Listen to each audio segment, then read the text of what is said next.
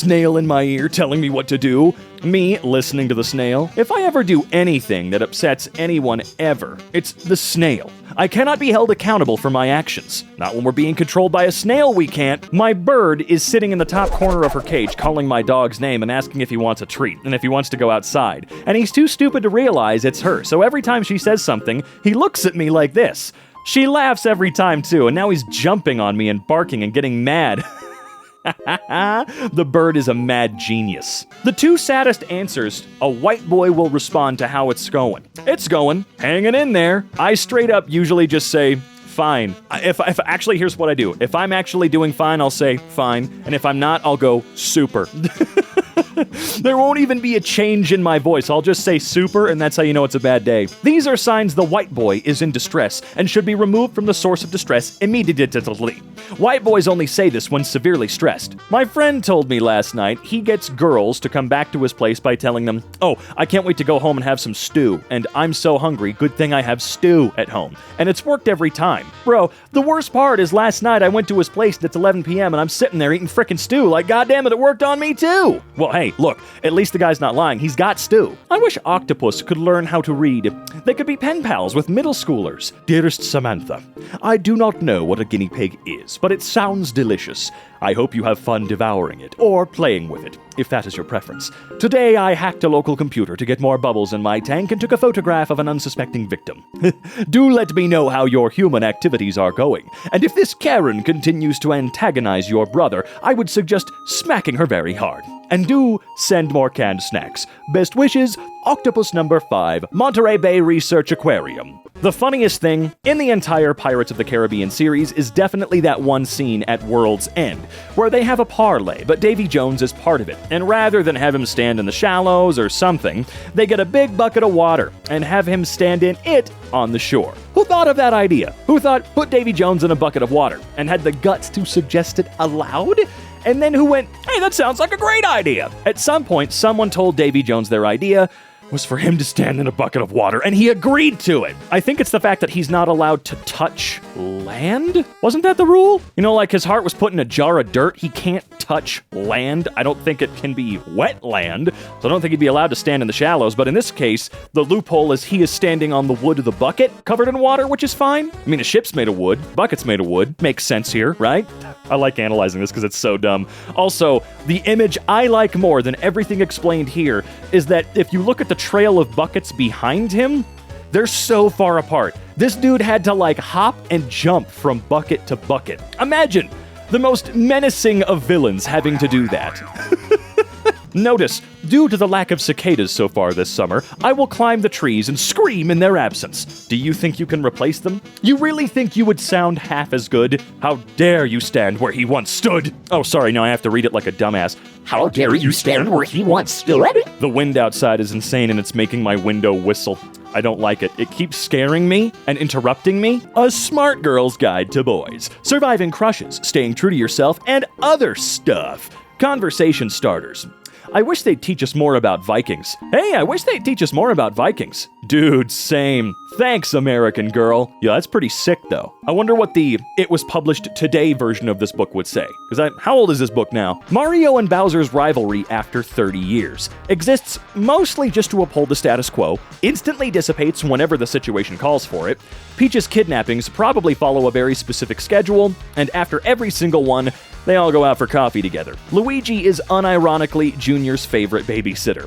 Sonic and Eggman's rivalry after 30 years. If you so much as breathe in my direction, I am literally going to kill you with my bare hands. Link and Ganondorf's rivalry after 30 years.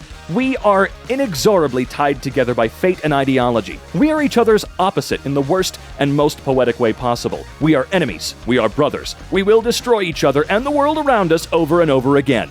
Samus and Ridley's rivalry after 30 years. By God, it's Samus Aran with a steel chair! Telepathic aliens enjoy that humans will play music for hours at a time when it's too mentally quiet on deck.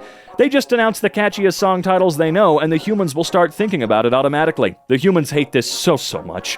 Zorf, Human Steve, can you please play that song I like, the one with all the females? What? A little bit of Monica in my life? Mother One of my favorite tidbits about Oblivion is that when Bethesda brought Patrick Stewart in to play Uriel Septim, they gave him this big 90-page booklet detailing the character's history and background and motivations, and they were really worried that they'd gone too overboard and given him too much. Meanwhile, Stewart was delighted. He said that it was the best character prep he'd ever been given, and he wished more people would do that. It's worth noting that this character dies in the tutorial.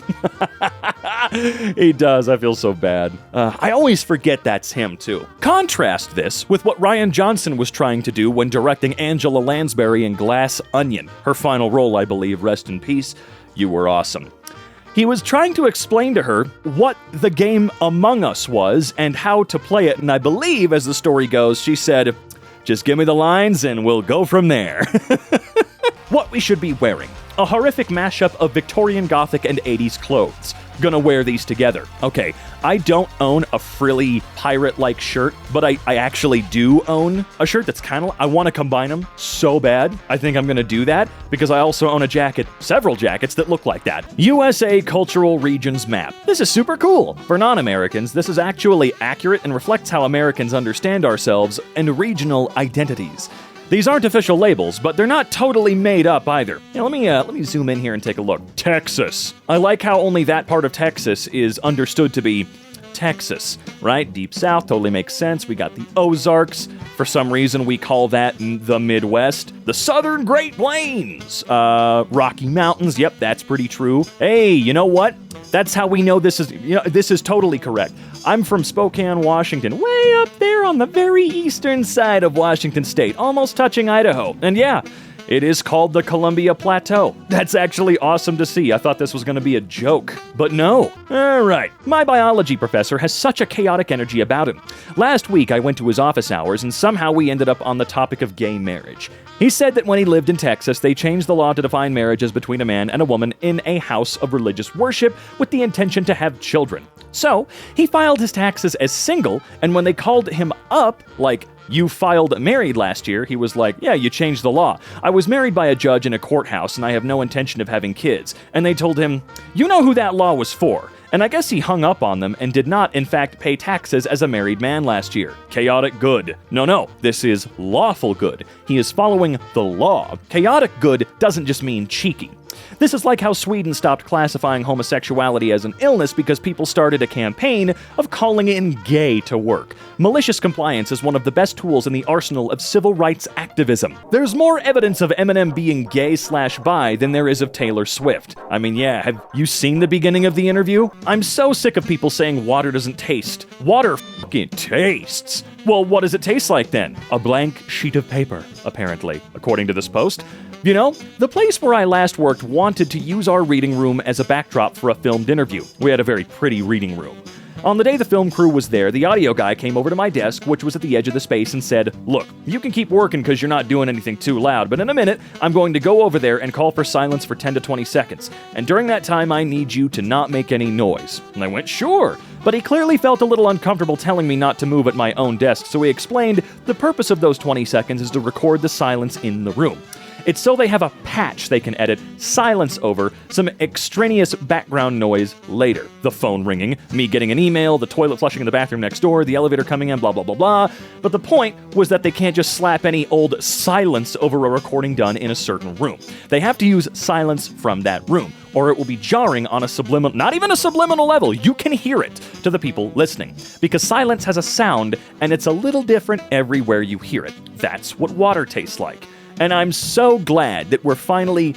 Screw the water thing. They're right, but it's so nice actually seeing this right here. Needing to record the environment you're in. Get a 20 to even 60-second silent plate of the environment that the scene takes place in. So smart, so good. It's going to save your ass and make things sound so much better. No piece of teen media has ever accurately depicted the quiet psychological warfare of bullying. Bullies on TV are always dumb brutes and not the evil geniuses of emotional manipulation that they are in real life. Being given a wedgie and having your lunch money stolen is nothing in comparison to a classmate quietly creating a taboo against speaking to you that they intend to enforce against all other kids, or against all the other kids. It's nothing like continuous cutting comments from people you thought were being nice to you. The way that the work of one kid can make you feel like every person on Earth silently hates you and that you're dirty, disgusting, worthless, creepy, and useless. that you can have friends, but many of them will not speak to you at school for fear of the social consequences on their end. How that damage lasts in any social setting for the rest of your life.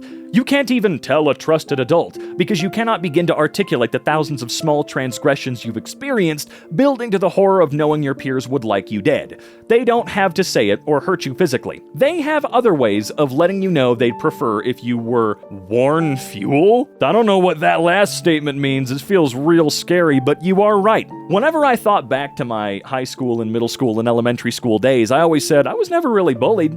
Sure, there were a couple of physical altercations that, ended great, but literally my entire existence until I left high school, well, until I met my real, actual friends, was people doing similar things to me, asking me questions that would make me uncomfortable and make me give answers that they could immediately make fun of or use as a weapon against me. No matter what the question, it could be as simple as something about the assignment we were doing. Nothing weird or ridiculous, but pretending that every answer to every question I ever gave is super weird and you're super strange. Why would you say that? All the way to, I cut my long hair once as a kid, and then after that point, I was always treated as disgusting and ugly. I mean, I was before too, but man, if you have long hair for a long time and you cut it, you will literally never hear the end of that shit. In 20 years, you won't remember the time your kids didn't finish their dinner, but they'll remember how you freaked out and yelled about it. Last year, I was talking with my mom about parenting, and she said, "Well, at least I never made you feel like I didn't love you."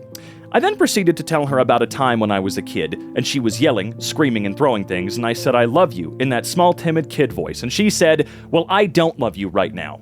Our relationship was never the same after that, and she didn't even remember that it happened. The axe forgets, the tree remembers. You remember that? It was a formative experience in my life. For you, it was Tuesday.